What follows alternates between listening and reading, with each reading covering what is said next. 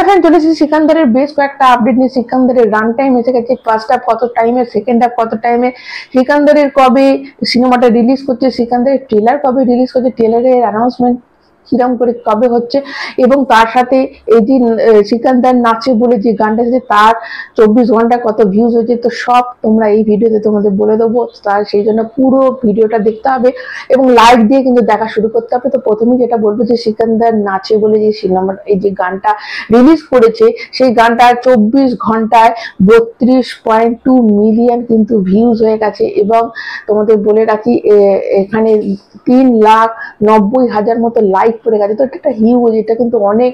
দেখো কত রেকর্ড ভেঙেছে, সেটা কিন্তু তখনই সম্ভব যখন মেকাররা তাদের অ্যানাউন্সমেন্ট করবে, তারা টুইটার, তারা ইউটিউব সব মিলিয়ে যখন বলবে তখন জানা যাবে যে কি কি সিনেমার এটা ব্রেক করেছে, তো তখন জানা যাবে। এবং এটা তো বলে দিই যে এআর মুরগাদোস বলেছে যে এই সিনেমাটা প্রথমে সাজিদ নাদিয়াদওয়ালাকে শোনানো হয়েছিল, তার খুব পছন্দ হয় এবং তারা দুজন মিলে সালমান খানের কাছে যায় এবং সালমান খানকে যখন এই গল্পটা শোনায় সালমান খানের ভীষণ পছন্দ হয়ে যায়।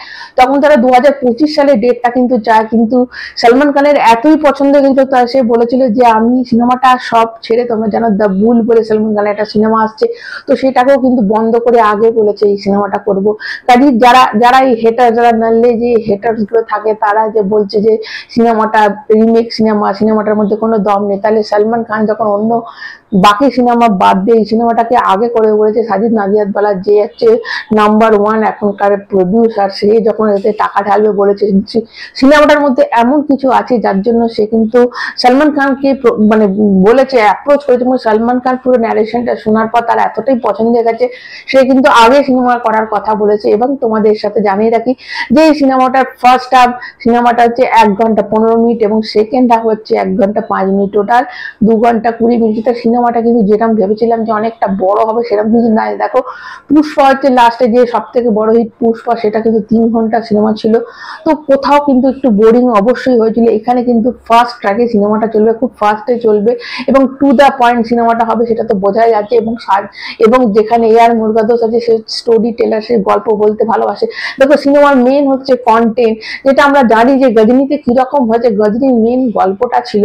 তো তারপরে তো অবশ্যই অনেকে এটা ভাবছে এটা একটা অ্যাকশন সিনেমা, না এটা একটা অ্যাকশন আছে, রোম্যান্স আছে, সব ধরনের একটা ভালো স্টোরি আছে এই সিনেমাতে।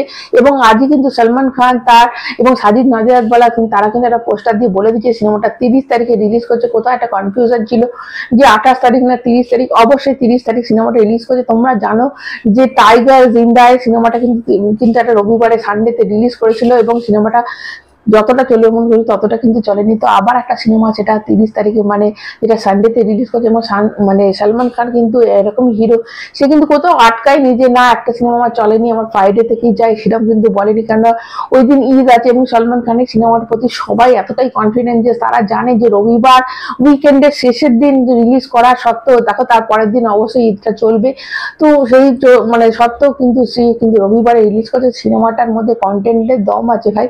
দেখো এই যে সিনেমাটা ধরো 4টে এই সিনেমার যে গান আছে যদি 4 মিনিট করে ধরি, তাহলে 16 মিনিট যদি এর থেকে বাদে যায়, তাহলে 2 ঘন্টার সিনেমা, 2 ঘন্টার মধ্যে তাহলে সিনেমাটা কতটাই ফাস্ট চলবে, মানে লোক কিন্তু বোর ফিল হবে না, এতটাই কিন্তু সিনেমাটা ইম্প্যাক্ট। এরকমই সিনেমা বেশ ছোট কিন্তু জবরদস্ত একটা বোম টাইপের সিনেমাটা হবে, তো বোঝাই যাচ্ছে।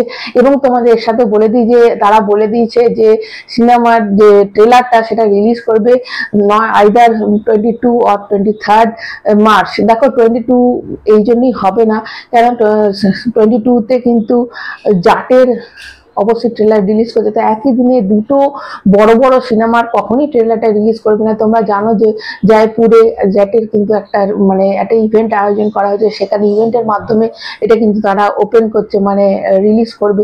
তো সেখানে সালমান খানদের কিন্তু এখনো ওরা কিন্তু কোনো প্রমোশন পায়নি, তো শোনা যাচ্ছে যে তারাও একটা ইভেন্টের আয়োজন করেছে। ইভেন্ট করতে গেলে কিন্তু যে টাইমে বলবে সেই টাইমে কিন্তু হবে না, সেটা মনে হয় 22 তারিখে তারা বলে দেবে এবং 23 তারিখে মানে রবিবার কিন্তু রিলিজ করছে।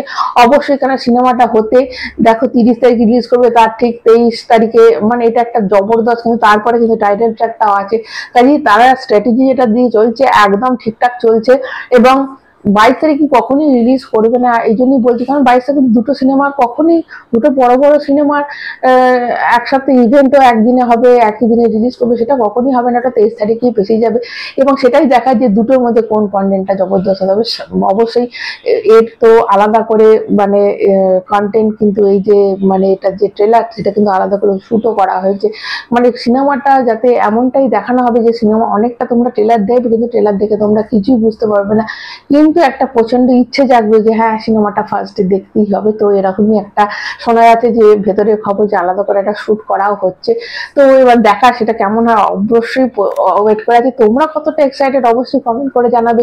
যারা নতুন তারা চ্যানেলটা সাবস্ক্রাইব করবে, ভালো লাগলে কিন্তু অবশ্যই একটা লাইক দিয়ে যাবে। সবাই ভালো থাকবে, এখনকার মতো টাটা।